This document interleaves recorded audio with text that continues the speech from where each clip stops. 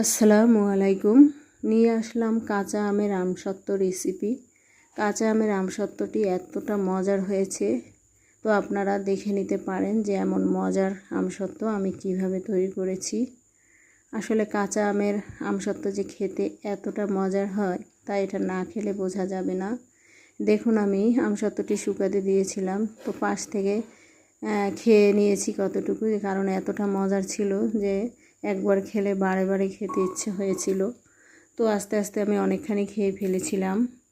দেখুন কালারটা হয়েছিল যে এতটা সুন্দর। তো আমি এই রেসিপিটি কিভাবে করেছি আপনারা দেখে নিতে পারেন। আমি কিছু আম ছিলে নিয়েছি, নেওয়ার পরে আমি লবণ দিয়ে আর সামান্য কিছু পানি দিয়ে সিদ্ধ করে নিয়েছি। এরপরে একটি ব্লেন্ডার জারে ব্লেন্ড করে নিলাম। নেওয়ার পরে আমি সেই আমের কাঠের মধ্যে দিয়ে দিলাম শুকনো লঙ্কার গুঁড়ো এবং লবণ। শুকনো লঙ্কা আমি একটু বেশি পরিমাণে দিয়েছি, কারণ কাঁচা আমের আমসত্ত্ব একটু ঝাল ঝাল হলে যে এটা খেতে যে কী মজা হয় আপনারা বানালে বুঝতে পারবেন।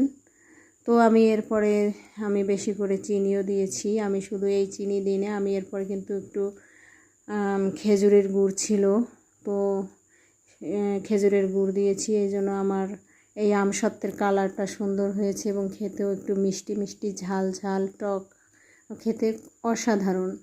তো আমি এখন নেড়ে নিচ্ছি। আমি আসলে এটা ভিডিওতে দেখাতে পারিনি, কারণ আমের এই কাঠটি যখন জাল দিচ্ছিলাম তখন ছিটে উঠছিল, দেখানোই অসম্ভব হয়ে গিয়েছিল। তবে অনবরত নাড়তে হবে, তাহলে ছিটে আসবে না। তো আমি এরপরে ওই কাঠটা একটি বড় ডিশে মেলে শুকিয়ে নিয়েছি। দেখুন, আমি কিন্তু আস্তে আস্তে শুকাতে শুকাতে একটু একটু করে খেয়েও নিয়েছি, কারণ এটা খেতে এতটাই মজার ছিল। তো আপনারা এরকম একটি রেসিপি বাড়িতে তৈরি করে নিতে পারেন, কারণ এটা খেতে অসাধারণ ছিল।